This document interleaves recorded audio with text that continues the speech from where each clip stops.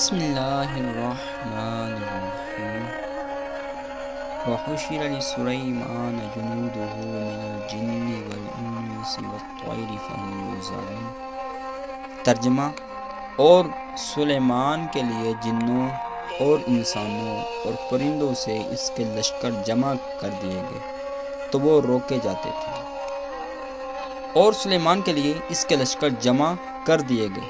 اس آیت کا ایک مفہوم یہ ہے کہ حضرت سلیمان علیہ السلام کے لیے مختلف مقامات سے جنوں، انسانوں اور پرندوں کے لشکروں کو جمع کر دیا گیا، اور اس لشکر کی تعداد اتنی زیادہ تھی کہ اس کا انتظام کرنے کے لیے اگلوں کو آگے بڑھنے سے روکا جاتا تھا۔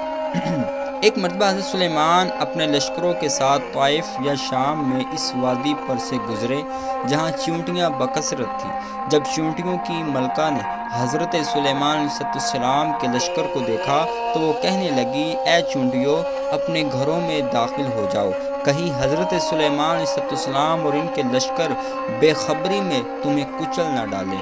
ملکہ نے یہ اس لیے کہا کہ وہ جانتی تھی کہ حضرت سلیمان علیہ السلام نبی ہیں، عدل کرنے والے ہیں، جبر اور زیادتی آپ علیہ السلام کی شان نہیں۔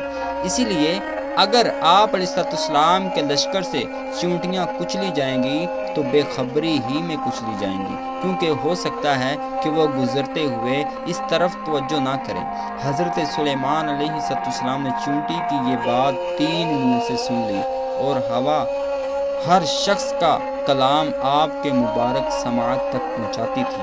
جب آپ علیہ السلام چیونٹیوں کی وادی کے قریب پہنچے تو آپ علیہ السلام نے اپنے لشکروں کو ٹھہرنے کا حکم دیا، یہاں تک کہ چیونٹیاں اپنے گھروں میں داخل ہو گئی۔